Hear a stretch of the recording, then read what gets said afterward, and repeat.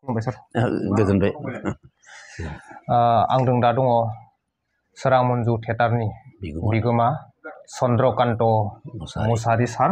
आरो बिथांनि लाखोमानाय मुंखौ जों मोनथिनो मोनो शेखा। दा बिथांनि सोरां मन्जु थियेटारा 50 बोसोर आगान होफैबाय फैयै फैयै। दा बे 50 बोसोर आगान होनायाव बिथाङा गल्डेन जुबलि बेखौ खुंनायनि जिथुनाखि हाबाफारि लादों। बे हाबाफारिखौ सारा बबे जायगायावहा खुंनो सानदों बेखौ सारा एसे फोरमायोब्ला गाहाम जागौमोन आरो। फंबाया जे गल्डेन जुबलिनि सानखो मा जायगायाव फालिगोन बे फालिनायखौ आं सानदों आंनि न'खरावनो आंनि गामियावनो बेयावनो बे गल्डेन जुबलिनि सानखो फेब्रुवारि दाननि 14, 15, 16 अक्ट'आव लानाय जादों सानथामनि हाबाफारि। दा नैबेना सोलिबाय थानाय दा जानुवारि फेब्रुवारि मासनि 14, 15 आरो ओरैनो असमियायै जोंहा माबा फागुननि 1 तारिख गोलैयो। फागुननि 1 तारिख सरस्वती फुजा बै दिनखालि बै दिन सानखालि आं जात्रा खालामसिगोन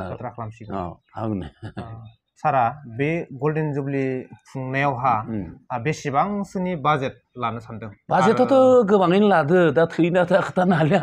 ना गलसो जायो खोथानो हालिया 15 लाखनि आं बाजेट लादों। आरो बेहाय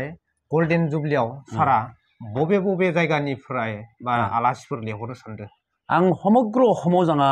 जेसेबां गेदेर गोलाव दं जेसेबां आंनि बन्धुबर्ग बर' गासै बर' समाजखौनो आं इनभाइट खालामदों। खारन थांनाय बोसोरनिफ्रायनो ओजा माबायाव लखिमपुर धेमाजि आरो ओजोंहाय गलाघाट कार्बि आलं नगाव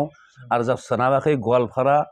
आरो नै जोंहा क'क्राझार माने गासै बर' एरियाखौनो बर' माबाखौनो आङो गथै माने इनभाइट खालामदो जे आंनि माबायाव गल्डेन जुबलियाव गासिबो थांनानै आंखौ सहाय खालामनांगोन आंजों नुजाहैनानै आंनि गोसोखौ गोजोन होनांगोन होननानै आं थांनाय बोसोराव एडभार्टाइज खालामदो। आरो देग्लायबो जिगोथा पेन्डेल थांबाय आं स्टेजाव गाखोनानै आंखौ सिनायथि होनाय लोगोसेनो रायजो माबा कमिटिफोरा सिनायथि होनाय लोगोसेनो बेफोर डायलगखौ बुंबोदों आरो जे थांनांगौ आंनि गल्डेन जुबलि आं जुदि जातिनि थाखाय हारिनि थाखाय जुदि आं 50 बोसोर खालामनो हागौब्ला नोंथांमोना मानो सानसे साननैखौ मानो थांनो हाया? सार नोंथांनि बे गल्डेन जुबलियावहा खुंनायाव बे 15 लाखनि बाजेट बे बाजेटाव सरकारनिफ्राय जोंनि दा आसाम सरकार बा बिटिआर सरकारनिफ्राय सारा माबा मोनसे अनसुंथाइ मोननो हादों नामा? रायजो राजानिफ्राय माबा मोनसे अनसुंथाइ मोननानै बे 15 लाखनि बाजेटखौ बोरैहाय नोंथाङा बाजेट खालामखो? दा बाजेटआथ' आंहा मोनसे गोहो दं आरो आंनि निजा गोहो नङा आंहा मोनसे साननाय दङ जे ओरैहाय जे जोंहा माबा बिटिसि सरकारनिफ्राय आसाम सरकारनिफ्रायथ' मोननाया बाय गोब्राब जागोन बायदि मोनदों। खिन्थु दा बिटिसि सरकारावनो बहुत गेदेर गोलाव दं आग्लानि पुरुना पार्टि मोनसे दं आरो दा गोदान पार्टि मोनसे फैदों। बिथांमोनालाय जुदि जातिनि थाखाय एसेबो साननाय गैयाना दङ निश्चय दंथारो। बिथांमोना अननानै आं नन्तरा प्रमद बर'नि आं रायज्लायहैदों जा हाग्रामा महिला दिबस सारदोबो रायज्लायदों हनै दा मिहिनेस्वर सारदो जितु दा बिटिसिनि आउटआव मोनसे सरकार गठन जादों BKWSC बिथांजोंबो दाखालि रायज्लायना फैबाय माने बयबो एसे एलाखौ हरगोन आरो खिन्थु थोजासे हरनो हायाबाबो एसे एलाखौ हरगोन माने बिथांमोननि लोगोआवनो जोंहा MCLA EMGM फोराबो एसे एला सहायनि मोनसे मदद होगोन होनना बुंदों। आरो लोगोसे आंनि बन्धुबर्ग आग्लानि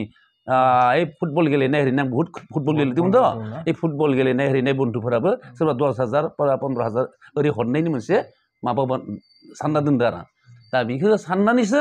आं गोहो लादो जे फैगोन 15 लाखा सिन्था खालामाखै आरो आंनि दा थियेटार खालामना जि एसे एला थायो बेखौबो बेयावनो प्लास खालामना होसिगोन बिदि सानदो। ओमफ्राय सारनि बे जितुनिखि गल्डेन जुबलि बा फेब्रुवारिनि 14, 15, 16 बे 16आवहा सानथामनि जितुनिखि हाबाफारि लादों बे सानथामनि हाबाफारियाव नोंथाङा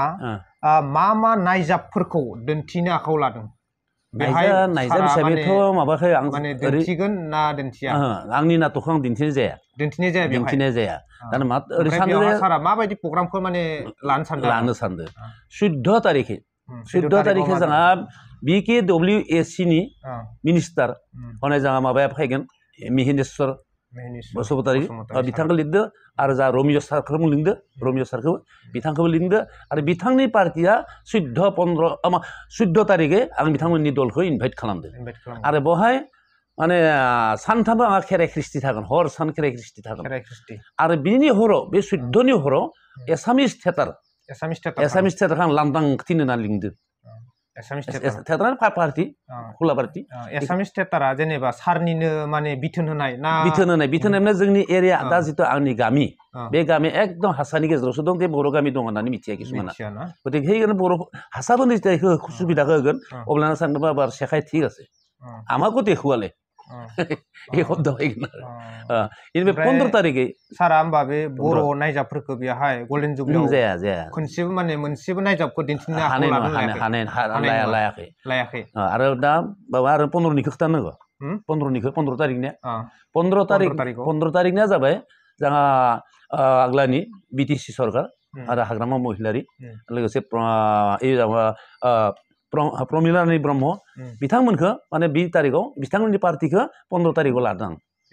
15 तारिख बिखालिबो खेराइ खिस्टिया सोलिबाय थागोन आरो बै हराव माने मा जाबाय माबानि धालिगावनि दीपारानी ब्रह्म नामा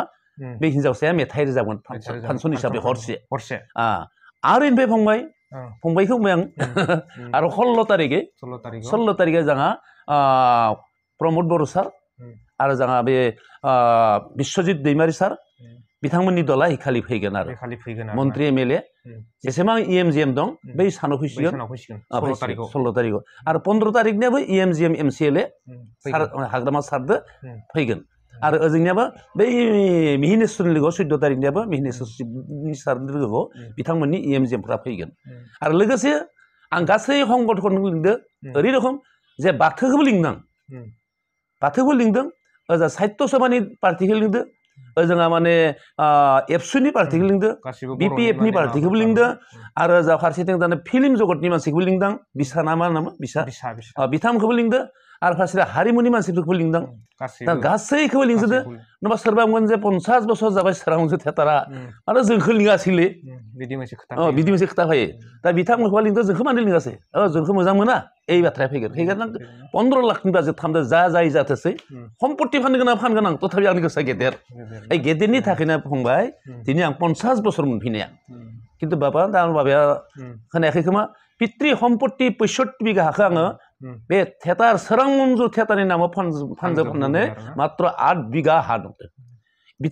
बिनि उनाव जेता बिटिसि सरकार सृष्टि जाबाय होमब्ला बे 8 बिघा हाया थालाङो माबोरै थालांदो जाहा माने हाग्रामा महिला सारा आंखौ 7 बार 8 बार थाखा माने गोबांखा हायाबाबो थियाटारा थांना थाथो होननानै एसे अनसुंथाइ हरदो बोसोराव नोंथांनि बे इनिफ्रायसो आंनि 8 बिघा हाया थालांबाय गल्डेन जुबलिखौ खुंखांनायनि उनाव सारा सोरां मन्जु थियाटारखौ आरोबाव माने इयुनावहा दिन्थिलांबाय थानो सानदोंना सानाखै दिन्थिलांथ' आंनि जिबनावथ' बिदिनो माने आगोलाव आंनि दा थियाटारा 50 बोसोर जाबाय थियाटारा टिकेट दाननाया आरो टिकेट दाननायनि आगोलाव आङो 5 बोसोर खुला पार्टी खालामदों मुद आङो बर' हारिमुनि नामाव गिदिंनाया 55 बोसोर जाबाय आंनि जिबना बे हारिमुजोंनो थांबाय 55 बोसोर जाबाय आरो मा नांबावगौ आरो हारिमुजोंनो थांबाय दा बेखौ आं गारनो होननानै गारनो हाया आरो जौ लोंनाय मानसिया जेरै माने जौ मोनलोङाबा आखाइफोरा खमफियो मोदोमफोरा खमफियो थियाटारखौ दिन्थिनो मोनाबा गोसोआ मोजां मोना सिमांबाय थागोन बे रखम आंनिया आरो बिदिनो थांनाय बोसोरावबो जा बिटिसि सरकार आउट जानायनि उनाव बिटिआर फैनायाव प्रमद बर' सारा आंनो थियाटारखौ फोथांना लाखिदो होननानै 10 लाख थाखा होदो आरो बिश्वजित दैमारियाबो आंनो थांनाय बाराव 5 लाख थाखा होदो थिग बिदिनो आंनो आगोलावबो प्रमिला रानियाबो 3 लाख होदो माने प्रत्येकटा मन्त्रि एमएलएआनो आंनो एसे इलाबाबो हरदो आरो सारनि सोरां मन्जु थियाटारावहा बेसेबां जन फावगिरिफोर दङ दाथ' फावगिरिया आंनो दा এই बोसोर माने 47 दं 47 आरो खुब खम लादों आरो मोजां जुदि खालामोब्ला 60 जननि खमाव जाया बे 60 जन लानो नामा नोंहा बेतन बारायलांबाय होमब्ला जों बर'फोरनिफ्राय जितु कालेक्सन मोननो थाखा कमिटिनिफ्राय जिखिनि जोंहा बन्दोबस्त इखिनि थाखादो कुनु दिन थियाटार मोनसे फोथांना लाखिनो हायाबाबा हाया इदा आदा गेदेर गोलाव थानायनि थाखायसो आं थियाटारखौ दिनै सोरां मन्जुआ बासिना दं थांना दं सारनि बे सोरां मन्जु थियाटारखौ दिन्थिनायाव बर' रायजो राजाफ्रा बोरैहाय अनसुनाय मोनबोदों सारा अनसुनायाथ' बेयो गावबा गावनि गोसोनि बाथ्रा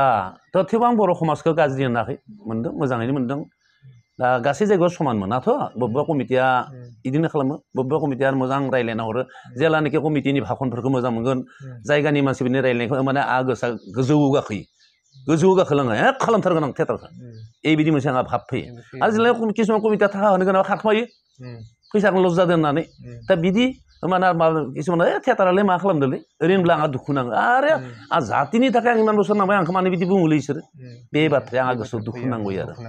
खिन्थु दा इखौनो खिथि नागिरदोंबाबो आङो सनालि जयन्तीयाव खिथिगोन आंनि न'खरा माबायदि 50 बोसोराव सोरबा सोरां मन्जु थियेटारनि बिगुमाया बिल्डिं खादो सम्पत्तिखौ जोंना माने आंनि सेथ्ला गेजेराव जिता नुगोन सनालि जयन्ती अब्ला नुगोन जे सोरां मन्जु थियेटारा आसलते हारिमुनि मानसि थाखानि मानसि नङा गैथारा एख' गैथारा आंनि न'खराव दा गेदेर गोलावफोर नायहैथो आंनि न'खौ होमबासो फोथायगोन गल्डेन जुबलियावहा बयबो रायजो राजाफ्रा थांनानै हारिमुखौ मिथिसिगोन दा बिदिनो माबा किसुमान जायगायाव आदा जोंनि जायगायाव माबाखौ खुलिनो जों जिमान खस्थ' नांगौ जों खालामगोन मा कमिटिफोरा जेनेबा बे गल्डेन जुबलियावहा एसामिस जिथुनाखि हारसा थियेटारखौसो दिन्थिनो आखायाव लाबाय एसेबां बोसोर जेनेबा बर' थियेटारखौ दिन्थिबोबाय बेनि गेजेराव सारा मानो बे डिफारेन्स खालामखो नङा दा एबे हारसानिबो सापर्ट नांगोन नोंनो हारसाफोरखौबो गोजोन होनांगोन जेनेबा आं हारसादोंनो जेनेबा हारसा मोनसे बर' मोनसे होयोब्ला सारनि हिस्ट'रि जारिमिना एसे मोजां जागौमोन होमबा थाखा दंबावबाय आरो बे हरथामनि थाखायनो बे सानसेया हारसा माबा थाबाय खुलाबारथि आरो जा हरनिया माने बर'निनो फांसन थाबाय हरनिया बर' फांसन होबाय थेवबो जेनेबा सारा 50 बोसोर जिथुनाखि बर' थियेटारखौ दिन्थिबोबाय बेनि गेजेराव जेनेबा सारा माने एसामिस बा हारसा थियेटारखौसो